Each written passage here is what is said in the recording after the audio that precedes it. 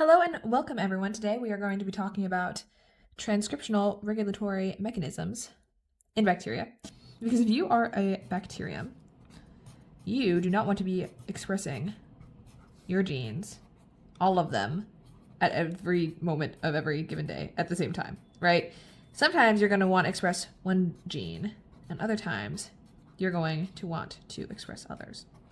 So if you remember the term operon, if you've heard of that, that's related. Hopefully you can kind of read this. Can you kind of read this? At least a little bit? Transcriptional regulatory mechanisms are going to tell you, yes, you want to transcribe this right now. Or no, don't transcribe this, that's stupid. And there's several lovely ways in which a cell can do this.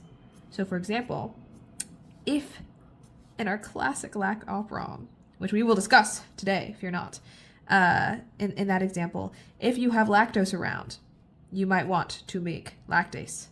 You might want to express your lac operon. You might want to, metabolize the lactose. But if there isn't, you shouldn't do that. That's silly. Why would you waste your resources making stuff to, metabolize a sugar that you don't have? You got to figure something else out. All right. Transcriptional regulatory mechanisms. So, do we remember RNA polymerase? Perhaps. So you have a gene, and RNA polymerase is going to transcribe that gene. These two lines, this represents a gene. You're going to have your RNA polymerase that sits upon it. It sits on a promoter, and it says, let's transcribe. There's two components to your RNA polymerase. So the whole thing is RNA polymerase. We know her. We love her. I'm just going to I'll call her RNA polymerase, but next time I'm calling her RNA pol. She doesn't get a full name. RNA polymerase has the core enzyme that does her job, but it also has a sigma subunit. And this sigma subunit, I'm just going to call this, I'll label her. Sigma subunit recognizes the promoter, and it says we should bind here and we should transcribe, but it only is really needed to recognize this area, this promoter region. And once it binds here with the core enzyme, RNA polymerase is here, she's ready to go. This sigma subunit isn't needed anymore. She did her job. We are on the gene. So she'll go affiliate with another core enzyme and continue the process again. So our Mr. Sigma subunit is great. She recognizes, oh, you cannot see this, can you? She recognizes sequences to start transcription. And she'll tell our core enzyme, and that's how we transcribe things. But the cool thing is, she can actually, I'll just say, this is another thing, she can recognize different promoters. So one sigma subunit can recruit this RNA polymerase to bind and transcribe at different promoters. And the way that it does this is it has one consensus sequence that is basically the average of the other promoter sequences that it recognizes.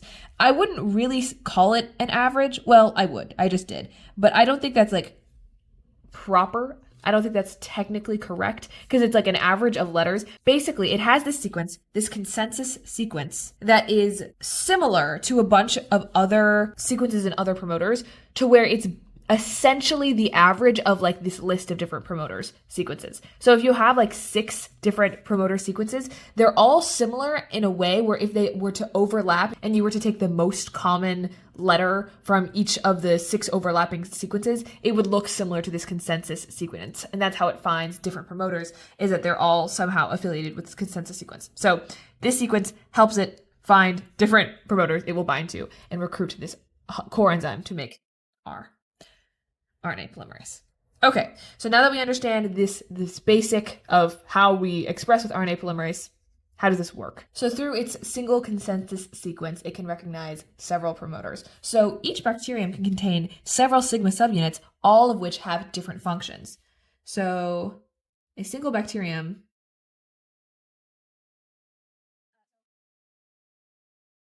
can have several sigma subunits. And you'll actually learn in future lessons. Some examples of these subunits, each of which has a different function.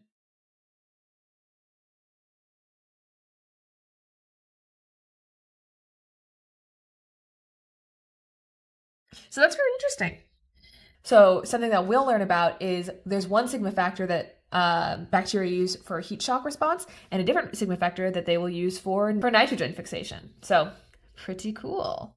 So our transcriptional regulatory mechanisms are going to be things outside of just the genes or the things that express the genes, like, our RNA polymerase, that regulate the expression. So this is going to look like transcription factors.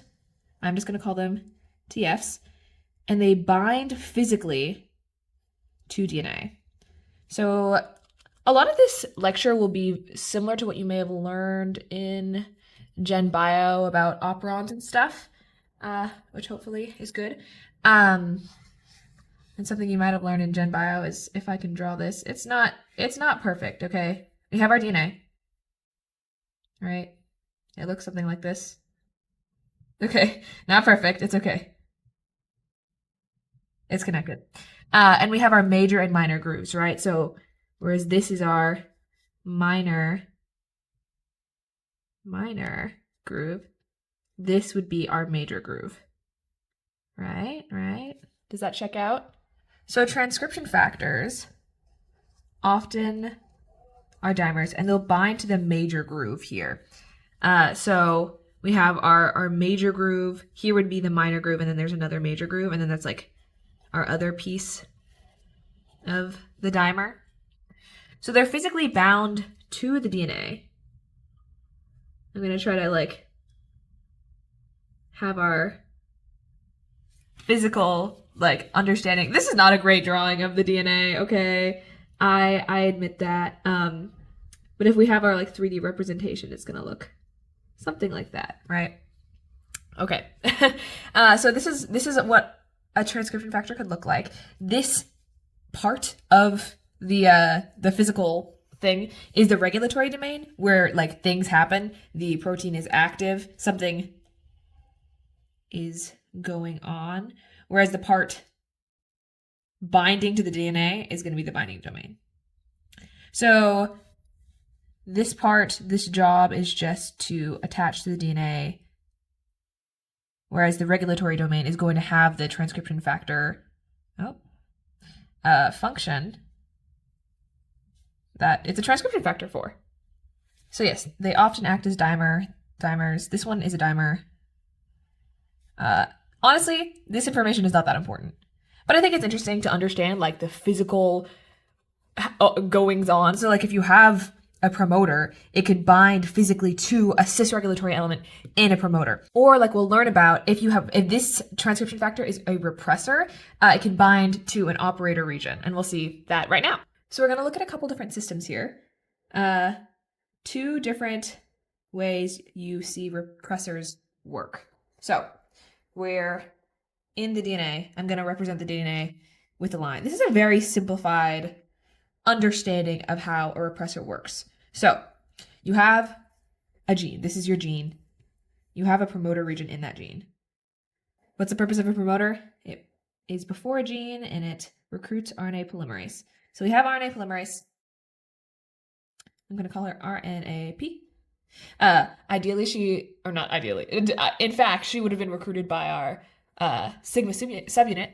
But the idea is RNA polymerase is going to transcribe the gene. Wow, that's great. Was there anything more to that? Yes, indeed. So this is our default state. So right now we're looking at a repressor co-repressor system. And as you can see, there's nothing being repressed. So we are transcribing the gene. However, if the repressor is active, so we still have our promoter region. I'm not going to label it anymore. We will have a repressor. We'll have a repressor here anyway. This is a repressor. This is what I make the repressor look like. It's not bound to anything in the DNA here. It would bind to this site, This is the operator region. But as you can see, it's not. So RNA polymerase can go. But now the repressor is bound there because it bound with something called a co-repressor. So when the repressor binds the co-repressor, it'll go to the operator region and it'll block transcription. So this is our co-repressor. So if RNA polymerase gets recruited to the promoter, it can sit there. It can be here. It can be ready to transcribe, ready to go. But our repressor's in the way. Like, it's a repressor because it literally cannot go. It can try, but it's like, no.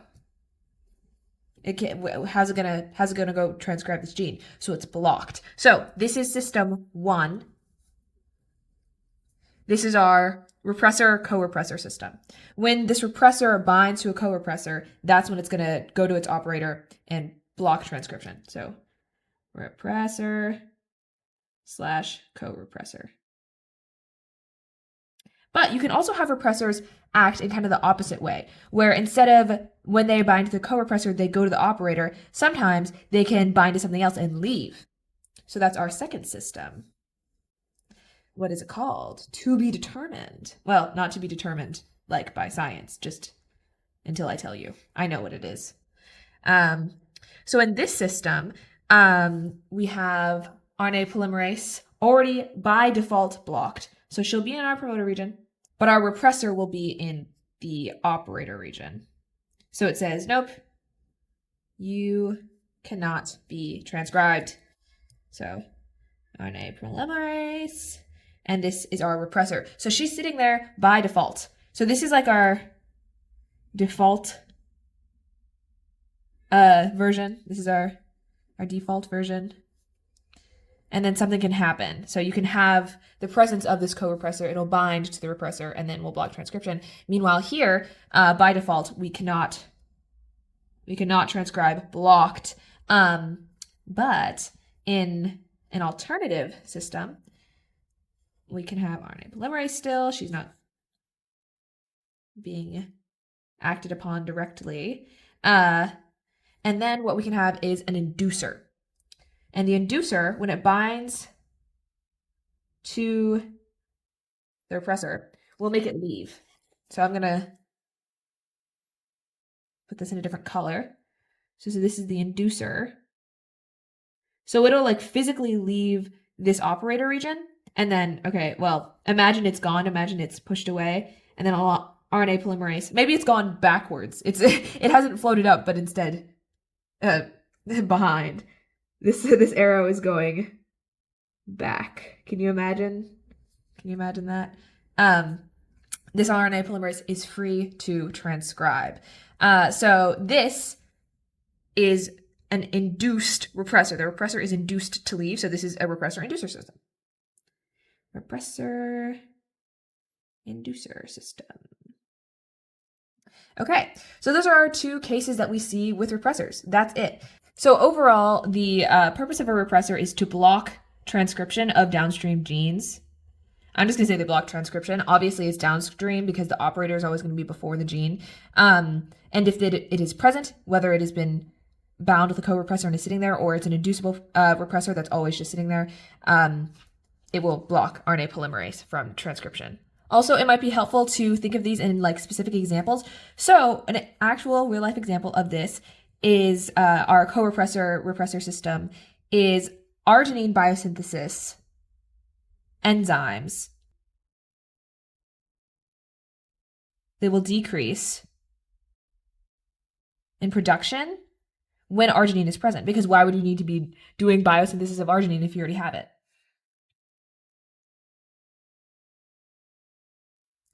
So I'm going to say when there's high levels of arginine, I'm going to say like high concentration. Arginine. Arginine. I know how to spell. I already wrote it right there. So when there's a lot of arginine, our co-repressor would be arginine. So we can write, for this example, this is not every co-repressor repressor system. There are other ones that don't involve arginine. But in this example, where this gene is for arginine biosynthesis enzymes, the co-repressor would be arginine. So when there's a lot of arginine in the cell, it's going to bind to the repressor and it's going to stop transcription of arginine biosynthesis enzymes because we don't really need them right now. We're good. We have enough. So this is a cool example of our repressor co-repressor system. So in this example, the addition of lactose results in the transcription of lactase. So when there is high levels of lactose in the cell, we're going to be wanting to make lactase to metabolize it. So lactase ending with ase means it's an enzyme, and that can deal with our high levels of lactose. So in this system, having lactose would be our inducer. So in this example, it's lactose. Okay, now let's talk about something I would love to fit in this much of the page, but there's not enough page for that. So let's talk about activators. So this is kind of like the opposite of a repressor, which you could kind of guess by the name. So activators.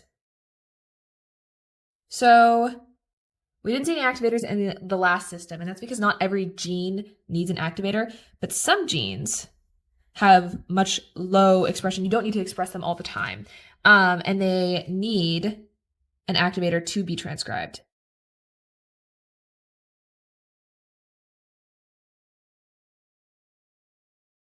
This can be like super weak promoter. It needs an activator to be expressed. So in your default stage, in your default situation, you have your promoter region here, but RNA polymerase isn't even going to bind to it. Your RNAP is just going to be like here, floating above. This promoter, it's like too weak to recruit RNA polymerase through that sigma factor. And so you'll maybe have the presence of an activator. This is our activator, but it's not binding. What you need for an activator to like be activated basically is a co-activator. So kind of like how you had a repressor and co-repressor, this activator would not be active until it binds with that co-repressor. Sorry, with that co-activator. So what you'll see is your activator will bind with a co-activator. What color did we make the co-repressor? We made it red. So the co-activator can be red too. It'll be a different shape. It'll be long. It's not the same as a co-repressor. It cannot bind with a repressor. This is our co-activator. So now they are bound together, and when that happens, it's going to change the structure of the activator. We'll make it square here. So now that this activator has changed shape, it will be compatible to bind with RNA polymerase. So for some reason, this RNA polymerase, actually, okay, let's make it look a little bit more. It'll stick out like this. See, now it can bind with RNA polymerase. Whereas before it couldn't do that. Now, so that's what just happened here. The activator changed shape.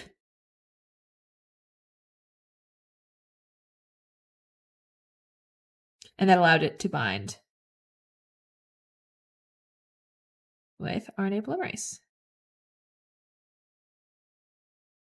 which is still in that promoter region.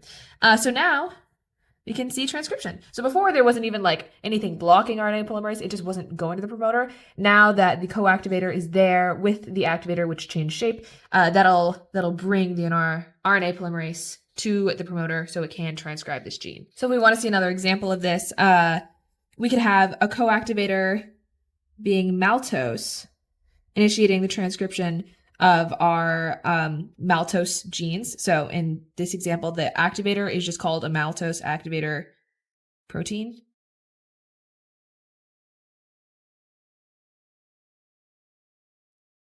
Very on the nose there. And then we'll have like mal genes. in our operon here. So this makes sense. If you have maltose around, you would want to have the proteins responsible for maltose catabolism, so that you could, break down the maltose, you could get energy, whatever. But here's the question. Most carbohydrates are turned into glucose for energy. So glucose is like the basic subunit. Lactose is made out of multiple monomers that can turn into glucose. So if you have glucose around, you might not want to bother making these maltose genes, like for maltose metabolism, if you just already have glucose, because you're going to spend a bunch of energy turning maltose into glucose when you could just, use the glucose. So there's this thing called catabolite repression, which says if I have a better version available to me, I'm going to use that. So it allows bacteria to use the best sugar source. So if there's glucose, it'll use glucose. Guys, I can't talk and write at the same time. So it allows bacteria to use the best sugar source available to it. I'll say available. So if there's no glucose, it still needs to be able to make like lactose if lactose is present. But say lactose isn't present, but maltose is present, then it has to choose. So with this system, we can have both a repressor and an activator. So once again, we have our promoter region. And we can have an activator that is only active when glucose is absent. So say we have our RNA polymerase still. We'll look at the lac operon, right? We have lactose in the cell. So that'll bind to our repressor and induce expression, right? We're kind of using a bunch of terms here at once. It's a combination thing. So this is lactose. It'll probably be, it's actually allolactose, but the idea is lactose levels are high. This is our repressor still. This is RNA polymerase. It has to be recruited if we have an activator system. So she is only recruited when we are in the presence of an activator that is bound to a coactivator. So now we have multiple levels of regulation. So we have the lac operon that we were familiar with. It has to be induced to leave, but also we need to have low levels of glucose. So this is still a coactivator, so I'm going to make it egg-shaped once again. This coactivator, in this example, which I think is important to remember, is cyclic AMP. You might remember her as a second messenger used in signal transduction. So in this example, we are able to do transcription. This is when everything is good. So this means there is lactose present. There is lactose available to be used by the cell. So that's step one. If there's no lactose, then this will be sitting here. Nothing can be expressed either way. The second element is that there needs to be no glucose. So what's happening here, levels of CAMP are increased when glucose is low. So low glucose means high cyclic AMP. This means that when we have low levels of glucose, we can express this lac operon. But when the glucose is high, we'll have less CAMP, and then our coactivator won't bind with our activator, and we won't see RNA polymerase transcribing. So there are several factors here in our catabolite repression to make sure that we're using the most efficient method, or in this case, it's sugar, at all times. And this will result in what we call a dioxic growth curve. So if you have bacteria growing on media with both lactose and glucose, what do you think they're going to use? They're going to use the glucose. So bacteria grown on lactose plus glucose. So that's what's happening here. This is just time. This is relative cell density, more cells. This is just representing growth. But at some point, the glucose is going to run out, right? So this is our growth on glucose. But here, the glucose runs out. And when the glucose runs out, we'll be expressing our lac operon. But before we're metabolizing our lactose, expressing our lac operon, we're making those enzymes responsible for metabolism. So there's this period here where the glucose has run out and we are starting to make the stuff that we need for lactose. This is growth on lactose, for lactose consumption. But our dioxic growth curve here is in that transitionary period. That's what we're looking at. That's what we see after the glucose runs out, but before we are able to consume the lactose. And that demonstrates, that's how you can see really the implementation of this catabolite repression. Also, you can just write a note here if you want that glucose is just better than other sugars. And that's why we have this system, so that if there is glucose around, we use it. But overall, that's the idea. We combined elements from both repressors and activators. It's kind of interesting because this activator here is called a catabolite regulator protein, which makes sense because, it's regulating the catabolite expression. The expression of genes for different catabolites, but it is an activator also, and it binds with this coactivator, cyclic AMP.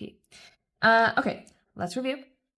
Hopefully, if you're confused, it'll all make sense as we go back over it. Okay, so RNA polymerase binds to a promoter and transcribes the gene. The thing that takes it to the promoter is this sigma subunit, which recognizes sequences to start transcription. And it has like this average of different sequences that it can recognize, and that's called a consensus sequence. Like I said, not really technically an average, but that's like a helpful way to think of it.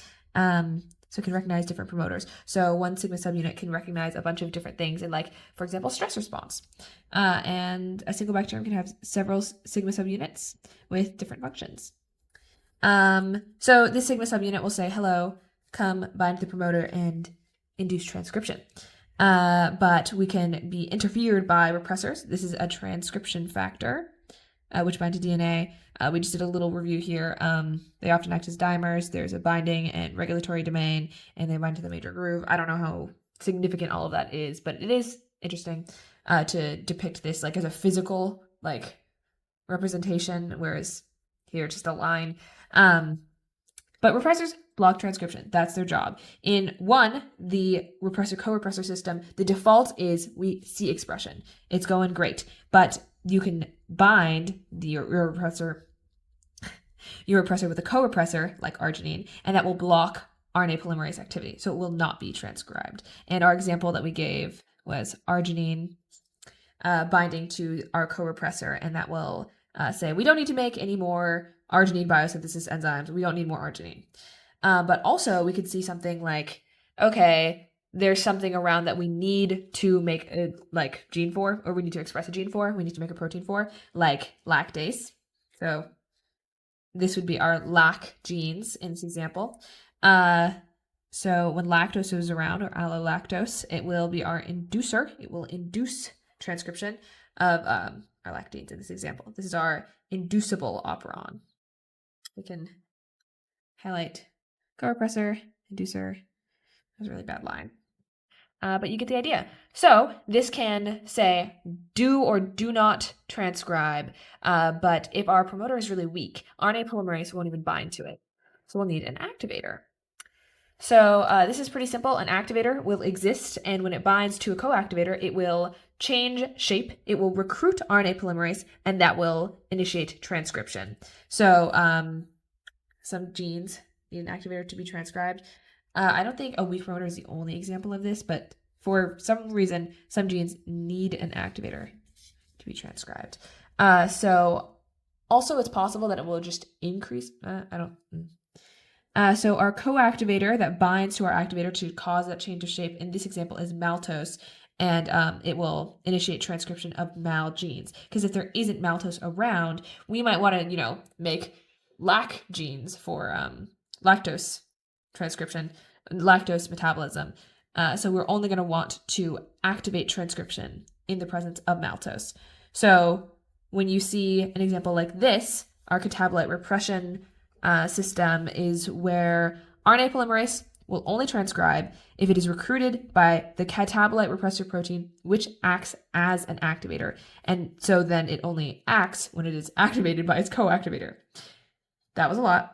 Basically, low glucose is high camp. So low glucose says we need another sugar around. We need to initiate transcription of some other sugar. So this is a more broad example. We could see this on several operons. So this is the lac operon, but maybe the same thing is happening with a different sugar, with maybe fructose. I don't know. When there's no glucose, it'll say, okay, let's transcribe the genes for catabolism of these alternative sugars, but we can still have a repressor saying, whoa, there is no lactose, you shouldn't transcribe this. In this case, there is lactose present. It'll bind with that repressor and it'll be induced to leave. So RNA polymerase can express the lac operon. See, here we say there is lactose present, and that is inducing it. This is our co-repressor, allolactose. But for example, if there was if we were doing fructose metabolism, which I don't really know how that works. Maybe that's not a good example, but just pretend that it is. Maybe that repressor would not be induced, and that would, even though the activator has brought RNA polymerase down to this imaginary operon that we have here, it would not transcribe because it would be blocked by our repressor. So we have a double regulatory system that can make sure that we're making the right decisions in our metabolism as a bacterium. So in this case, we would see if we gave bacteria both glucose and lactose, it'll choose to use glucose first. So you see this straight line of growth on glucose. Once it runs out, though, it'll have to spend some time expressing the lac operon. Levels of camp are going to be high with low glucose. This would be transcribed, and then we can grow on lactose. That's just a phenomenon we have observed. So interesting. Hope you learned something about transcriptional regulatory mechanisms. We'll actually hear a little bit more about this in the future, so stay tuned. Okay, thanks. Bye.